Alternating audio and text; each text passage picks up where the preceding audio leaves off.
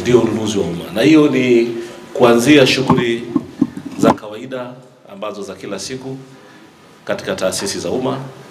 Unazungumzia ujenzi mkubwa wa mabarabara, ujenzi mkubwa wa viwanja na miundombinu yote, pamoja na shughuli nyingine zote, ukitoa mishahara pamoja na shughuli nyingine ambazo hazihusiani na ujenzi. Kwa hiyo hilo, ili uweze kulitekeleza vizuri, unahitaji mamlaka ya kuwaongoza wale wanaonunua huduma na wale ambao wanatoa huduma na kazi mbalimbali. Kwa hiyo kwa urahisi, ndio maana PPRA iko pale. Sasa ununuzi mkubwa kama huu unaweza kuusimamia vipi? Ndio maana chini ya uongozi wa Daktari Samia Suluhu Hassan, serikali ifanya mapinduzi makubwa ya kuhakikisha kwamba ununuzi huu ufanyike kidijitali na kuwe kuna mfumo wetu wa kusimamia, kwa sababu ya ugumu wa kusimamia ununuzi wote katika ngazi zote hizo. Kufanya nje ya mfumo wa kielektroniki inakuwa ngumu, na ndio maana serikali ikatuelekeza sisi PPRA kupitia sheria ya mwaka 2023 na kanuni zake za 24 tujenge mfumo wa ununuzi unaitwa NeST. Na NeST ilizinduliwa Julai 1, ilianza kutumika Julai 1, 2023 na ilizinduliwa na Mheshimiwa Rais wa Jamhuri ya Muungano wa Tanzania Septemba 9 mwaka jana 2024, akiwakilishwa na Naibu Waziri Mkuu na Waziri wa Nishati Mheshimiwa Doto Biteko.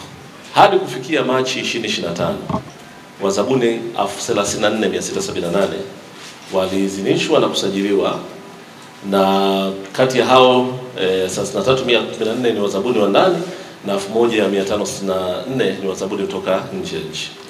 Katika taasisi nunuzi zote, jumla ya taasisi nunuzi 57,963 zimesajiliwa NeST, zikiwa na jumla ya watumiaji 117,900. Sheria imeleta flexibility hiyo, na ndio maana mnaona sasa hivi madarasa yanajengwa kwa kasi, vyoo vinajengwa kwa kasi, wakati mwingine katika ngazi ya zahanati, kwamba tayari kuna uwezo wa rasilimali za ndani na wanaweza kusimamia, wanapata nafasi.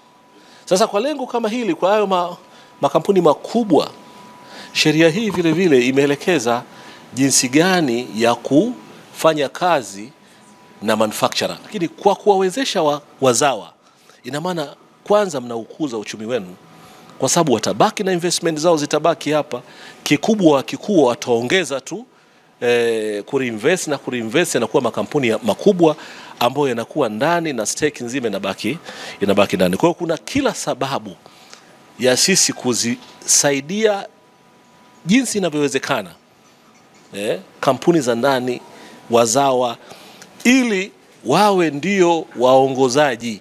Basi chache tu ndo tenda chache ziende kwa makampuni ya nje.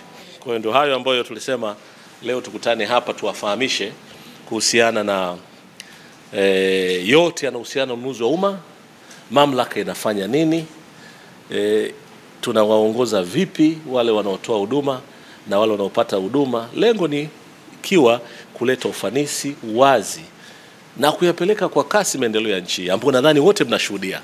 Yote hao mnayoona ni kwa sababu serikali hii tena ya awamu ya Mama Samia ya kusema haya, hebu tuyafanye kidijitali. Mkurugenzi mkuu wa mamlaka ya udhibiti wa manunuzi ya umma umetupitisha katika fursa ambazo zipo, kwamba 30% ya wazawa washirikishwe katika manunuzi, 30% makundi maalum, kina mama, wazee na watoto. Sasa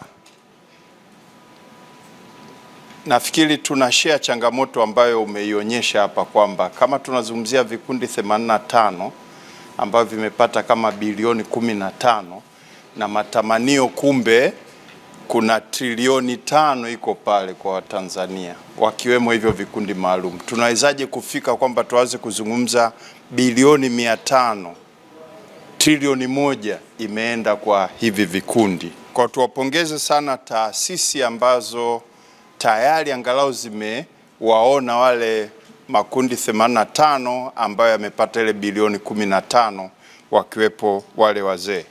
Na kama waandishi na wahariri, pengine tuone sasa namna gani tunaweza tukasaidia juhudi kama hizi, badala ya kutumia zile mbinu hasi tutumie mbinu chanya. Dataflow inakuletea uhuru wa kukamilisha chochote na internet ya uhakika. Kuwa hewani muda wote, popote ulipo, utakuwa na internet ya uhakika. Ni salama na huunganisha kwa haraka. Ina nguvu hata sehemu zenye msongamano. Pata data mtelezo yenye kasi kwa gharama nafuu. Wasiliana nasi. Tembelea tovuti yetu www.dataflow.co.tz.